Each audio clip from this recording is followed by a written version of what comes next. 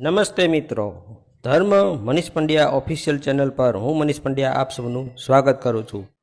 મિત્રો, અધિક માસની અમૃતધારા ત્રીજી પુરુષોત્તમ પ્રભુ પધાર્યા. પવિત્ર પુરુષોત્તમ માસ બેઠો છે. ગામમાં ભક્તિભાવ ઉભરાયો છે.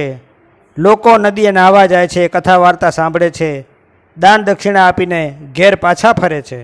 ગામમાં એક ભોળી ભરવાડન રહે છે. તે પણ દેખાદેખી નદીએ નાહવા જાય છે અને એકટાણું કરી ઘરકામમાં લાગી જાય છે.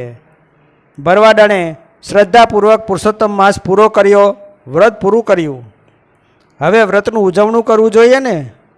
તેણે ગામમાં તપાસ કરી તો ભાવિકો બ્રાહ્મણોને જમાડતા હતા, વસ્ત્રના દાન કરતા હતા, સોના રૂપાના દાન કરતા હતા, પણ પોતે ગરીબ હતી એટલે મૂંઝાવા લાગી. આખરે એક બ્રાહ્મણને જમાડવાનો સંકલ્પ કરી તે એક બ્રાહ્મણને ઘેર ગઈ અને હાથ જોડીને કહેવા લાગી, મહારાજ, મારે આજે વ્રતનું ઉજવણું છે, તો મારે ઘેર જમવા પધારો. બ્રાહ્મણે કહ્યું, ચકાચક લાડવા જમવા મળતા હોય તો હું જમવા તૈયાર છું.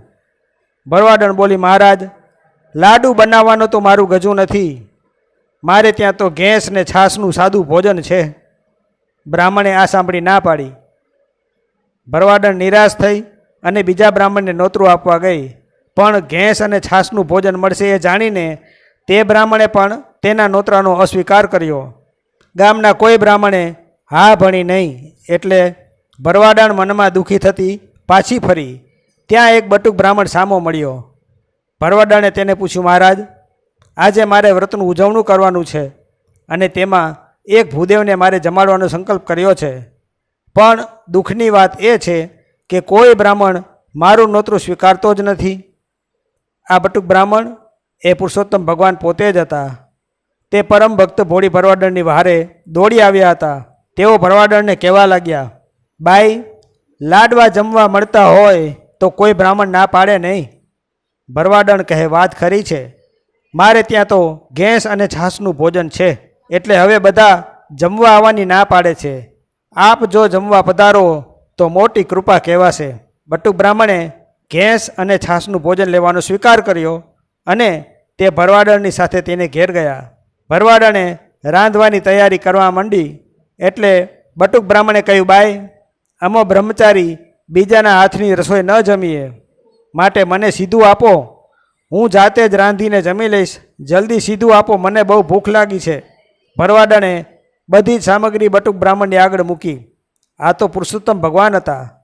તેમણે ઝટપટ રાંધીને ઘેંસ અને છાશનું ભોજન કરી લીધું અને થોડી પ્રસાદી ભરવાડણને પણ આરોગવા માટે આપી. થોડી વારે બટુક બ્રાહ્મણ જવા માટે ઉઠ્યા અને ભરવાડણને કહેવા લાગ્યા, બાઈ, તમે થોડે સુધી મને મૂકવા આવો. ભરવાડણ તેમની સાથે ચાલવા લાગી. તેઓ થોડુંક ચાલ્યા હશે ત્યાં રસ્તામાં એક ઝાડ આવ્યું. આ આમળાનું ઝાડ હતું. તેના પર પુષ્કળ આમળા લાગેલા હતા. બટુક બ્રાહ્મણ તો આમળા તોડવા સટાસટ ઝાડ પર ચડી ગયો અને એક પછી એક ડાળીઓ હલાવવા માંડી એટલે આમળા ટપોટપ નીચે પડવા લાગ્યા. પછી બટુકજી આમળા ખાતા ઉતર્યા. તે બોલ્યા, બાઈ, આ બધા આમળા લુગડામાં બાંધીને ઘેર લઈ જાઓ, તે તમને ખૂબ જ કામ આવશે. હવે હું મારા રસ્તે પડી જાઉં છું. આટલું કહેતામાં જ પુરુષોત્તમ પ્રભુ અંતર ધ્યાન થઈ ગયા. ભરવાડણ આંખો ચોળી જોવા લાગી કે બટુકજી એટલી વારમાં ક્યાં ગયા, પણ પ્રભુની લીલાનો કોઈ પાર પામી શક્યું છે. એ તો આમળાની ગાંસડી માથે ચડાવીને ઘેર ગઈ. જમવા માટે ઘેંસ અને છાશ ખાવા જાય છે તો ઢાંકેલા વાસણમાં વિવિધ જાતના પકવાન પડેલા હતા. એવામાં ભરવાડણની નજર આમળાની ગાંસડી પર પડી. તેમાં ઝગમગાટ થઈ રહ્યો હતો એટલે તેણે જઈ ગાંસડી ખોલી તો તેમાં આમળા નહીં, હીરા મોતી હતા. આ બધો ચમત્કાર જોઈ ભરવાડણ સમજી કે મુજરાકને ઘેર પુરુષોત્તમ પધાર્યા, પણ હું ભોળી એમને ઓળખી ન શકી. તે પસ્તાવો કરવા લાગી, આ તો મેં પ્રભુ દર્શનનો લાવો ગુમાવ્યો. હવે પ્રભુ ક્યારે પધારે અને હું એમના દર્શન કરી મનખા દેહ પાવન કરું. ભરવાડણ તો અન્ન જળનો ત્યાગ કરીને બેઠી અને પુરુષોત્તમ પ્રભુને યાદ કરીને આંસુડા સારવા લાગી. એની ભાવપૂર્વકની ભક્તિ ફળી. પ્રભુએ પ્રાર્થના સાંભળી અને તેઓ ફરી પાછા બટુક સ્વરૂપે ભરવાડણને દર્શન આપી અંતર ધ્યાન થઈ ગયા. ભગવાન ભૂખ્યા ભાવના, ન માગે મિષ્ટ પકવાન, શ્રદ્ધાથી જે કોઈ ભજે તેને દર્શન દે ભગવાન. આમ શ્રદ્ધાપૂર્વકના વ્રતથી ભોળી ભરવાડની મનોકામના પૂરી થઈ. તેને ઘેર પ્રભુ પુરુષોત્તમ પધાર્યા અને તેને દર્શન દીધા.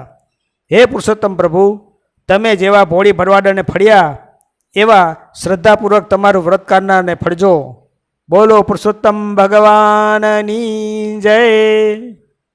તો મિત્રો, જો આપને આવા વિડીયો પસંદ હોય, આપને આવી ધાર્મિક વાર્તાઓ પ્રસંગો સાંભળવા ગમતા હોય તો આ ચેનલને લાઇક, શેર અને સબસ્ક્રાઈબ કરજો. ધન્યવાદ.